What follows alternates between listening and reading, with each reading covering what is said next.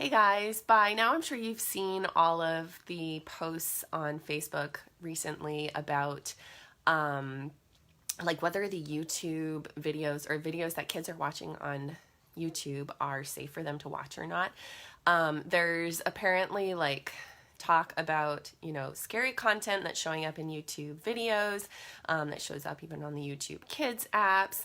And guys, I want you to thank me for this because I did some research last night, and of course I did it at bedtime, which was not probably my brightest idea ever because some of it is a little bit creepy and almost gave me nightmares last night. So anyway, so I want to share with you a little bit of what I found, a little bit of my expertise coming at this as someone who has been in computer security. Jordan and I talked about it as well since he's getting his PhD in computer security. So we have something of a background in like the kinds of things that can happen in internet settings, and then just coming at it also from the angle of a parent, what kinds of things you can do to protect your kids when they are watching videos on YouTube.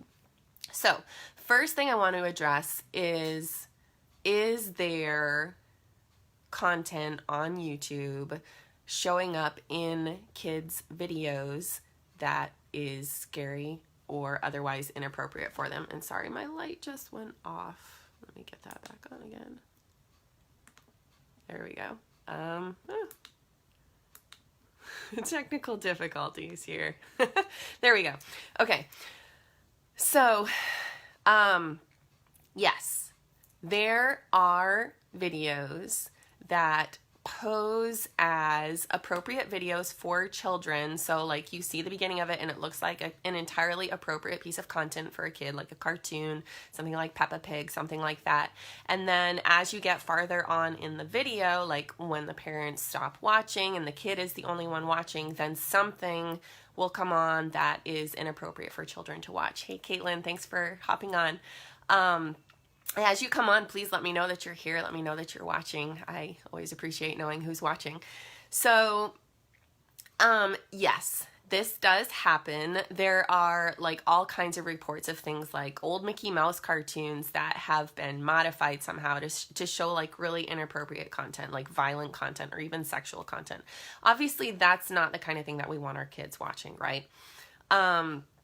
There's a really good blog post on Medium, if you guys are familiar with Medium, and also a TED Talk by the same author on how this kind of stuff happens. Some of it is like really random and weird, that is like auto-generated content by computers, that like it just is really strange content based on like what people are searching for, like popular search terms, and that makes these videos really popular, and so like the creators get ad revenue, that kind of thing. So that's one side of the equation, but then there's also the side where like people are actually being like nefarious about this. They actually want, for whatever weird twisted reasons, they want your kids to watch this really unpleasant, disturbing content. And so they will do, like I said, they'll take like an appropriate video and then they will splice in inappropriate content like in the middle of the video after the parent is no longer watching to make sure that the video is appropriate. Now, the one that I went researching last night, because I read an article about it that made me kind of scratch my head like, is this really what's happening? So you guys have probably seen like that really creepy face, and like this is what freaked me out last night. I was like, I am not posting this picture on my Facebook profile because it is just such a weird, like creepy picture. But like that face that's got like the bulging eyes and like the, really like looks like something that came out of The Ring, if you guys remember that movie. Yeah. So they're saying like this is showing up in the middle of a video and it's telling kids like really terrible things, like to hurt themselves, or like telling them that if the kids don't do what they say, that is gonna like come for them and their friends, hurt them and their friends.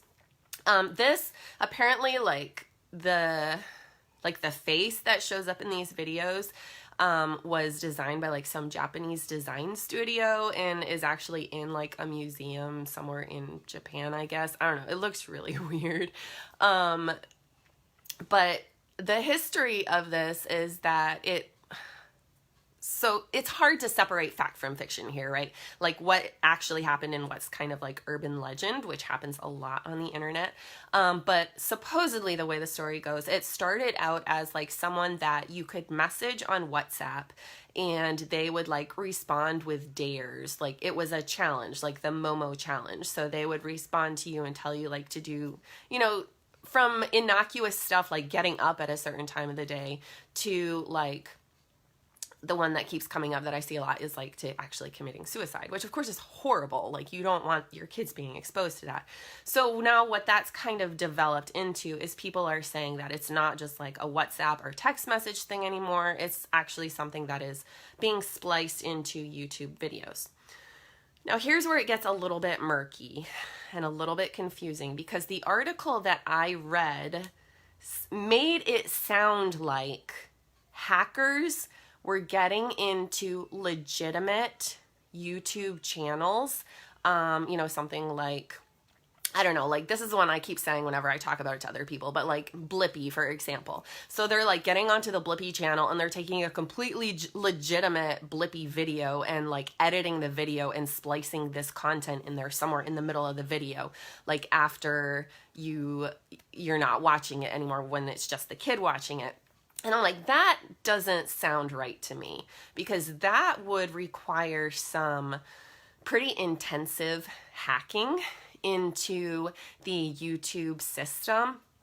And, okay, number one, YouTube, I am 100% positive, has a dedicated security staff that is like on top of things like vulnerabilities, that makes sure that, their systems are secure, that people aren't hacking into them for, whatever random reason.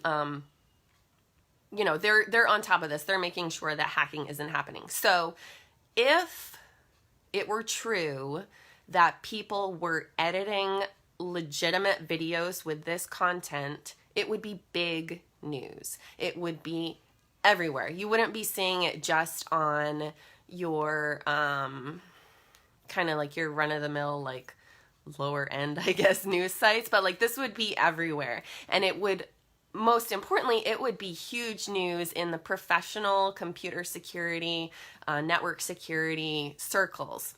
So like I did a search on a site that covers this kind of thing, and the only thing that I found for YouTube for like vulnerabilities was from like 2015 for something like there was a vulnerability at one time where you could like put fake comments on your videos. There was another vulnerability where like if you knew the correct sequence of things to do, you could like delete any random video. But there was nothing on there about being able to edit a legitimate video that has already been uploaded to YouTube, and to make it, to change the video so that this appears in the middle of it. That is just not happening.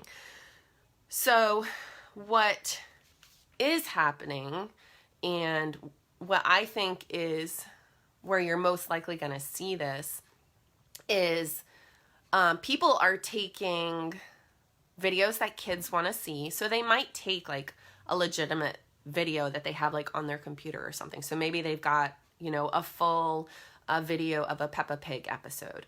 So they may take that on their computer, not from an official YouTube site, but just on their computer, and then they could splice some content in there that you wouldn't want your kid to see, and then they could upload that to their own channel. So that's not going to be on an official channel, that's going to be on their own channel. And I think this is most likely to happen with videos that like parents would be searching for because they know their kids want to watch them. So for example, I don't think like the Peppa Pig episodes are normally available for free from like the official Peppa Pig company. I don't know who puts them out.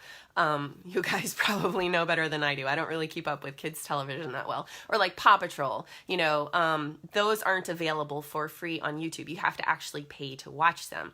If you find them for free, it could be legitimate. Like I say legitimate, it's not really legitimate if they're like ripping it and putting it up there for people to watch it, but it could actually be appropriate episode, or it could be that someone's like, ooh, I'm gonna get these kids because they have their sick, twisted minds, and they put something in there for an unsuspecting child to see. So what you can do to keep your kids safe when they are watching YouTube, I would say you want to make sure that you keep them watching watching channels that, like, you know, are safe. So for example, we all know like Blippi. Blippi is a good safe channel generally for kids to watch, or something like the Tree Schoolers channel. I can't remember if it's called Signing Time or something else, but there's like the Rachel and the Tree Schoolers show. That's going to be an appropriate one. Those videos are not going to be spliced with like inappropriate content for kids to watch, unless for some reason like you disagree with the philosophy that's being presented. But that, I mean, that's a completely different topic, right? So obviously you have a few options. Like, you can swear off of YouTube altogether, which I know some people do. And, you know, there's nothing wrong with that approach. Like, there's nothing wrong with telling your kids, we don't watch YouTube videos. We just, like, we go out and play, or we read a book, or we do whatever with our toys. We don't need to be watching videos all the time. And that is what we usually do in our house. Occasionally we watch a video. But when we watch a video, I make sure that it is on, like, a channel that I have approved. And if you want to know like some channel suggestions, I wrote a post with some suggested YouTube channels that we really enjoy. So if you would be interested in reading that post, just let me know in the comments that you want to see my post about suggested channels. Another option is to like cast the video to your television. If you have like your phone can communicate with your television, then you can cast a video to the TV, turn off autoplay so that it doesn't like automatically play the next video that you're not sure if you've approved it or not, and the kid can't like navigate the controls. Because that's another issue, is that kids like know how to, you know, operate our touch screens. They're a whole lot more tech savvy about these things than we were, right? Because we didn't have touch screens when we were kids.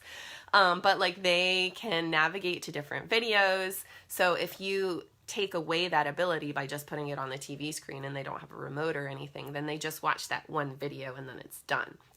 Another option is to use the YouTube Kids app. And here I want to caution that you don't want to just like assume that everything on YouTube Kids is okay, because it's not. There's a lot of stuff that sneaks in there that's not okay. And again, that has to do with the fact that these are algorithms at play. The videos that YouTube allows in the YouTube Kids app are basically picked by an algorithm. Sometimes humans look at them, but mostly it's just like a computer deciding whether it's appropriate or not. So you can also modify some settings in the YouTube Kids app, set the parental controls, and you can set it so that your kids can watch only specific videos that you approve, or they can watch like specific channels that you approve, or collections as well. But the thing with collections is that like other things can get added to the collection at different times. So you really want to be keeping an eye on it if you do something like, okay, this collection is okay. I would personally stick with either like the specific videos or the specific channels that you know are going to be okay. And again, I wrote a post about how you can do this. If you want to take a look at that post, just let me know in the comments and I will get you the link to that post so that you can see how to modify those YouTube Kids settings so that the YouTube Kids app is a safer place for your kids. It's always a good idea to like be present when your kids are watching YouTube. And I know like I don't always do this. I mean, sometimes you just have to give your kid a video so like you can be occupied with something else. But it is generally a good idea just so you can like be listening and hear if something is like not what you expect it to be.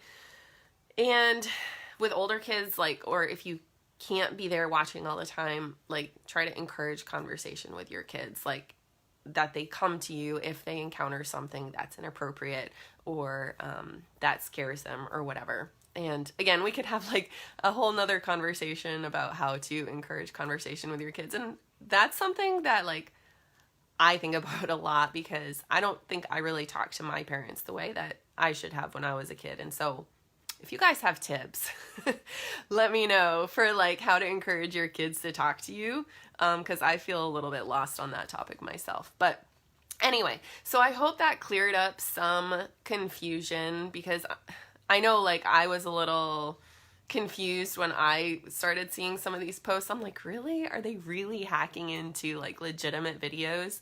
And I hope this helps you to feel like more confident in what you're letting your kids watch, or, you know, whether you decide not to let them watch at all, that's totally cool too. So if this was helpful for you, please let me know in the comments. Thank you so much, Christy, for your comment. I'm so glad that it was good info, that it was helpful to you.